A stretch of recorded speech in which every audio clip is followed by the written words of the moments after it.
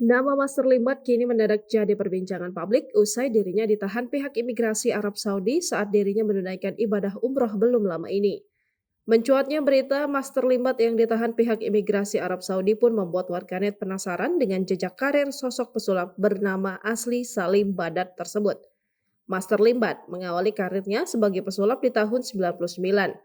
Popularitasnya sebagai pesulap kian meroket tatkala pria kelahiran 6 Juli 1972 itu tampil dalam acara TV The Master yang tayang di RCTI.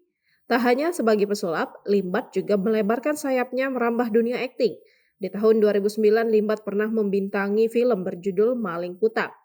Pada tahun 2011, ia kembali menunjukkan kepiawaian berakting dalam film The Mentalist. Di tahun 2014, Limbat kembali berakting dalam film drama komedi Tak Kemal Maka Tak Sayang. Limbat ternyata pernah berkarir menjadi seorang pegawai negeri sipil atau PNS di tahun 98. Dalam foto lawas yang diunggah ulang, penampilan Limbat saat masih menjadi PNS terbilang cukup rapi hingga banyak yang menyebut sang pesulap mirip dengan Raja Dangdut Rhoma Irama. Namun Limbat mengubah karirnya dari PNS menjadi pesulap di tahun 99 lalu. Dalam unggahan Instagramnya, Limbat sempat mengunggah sertifikat kompetensi.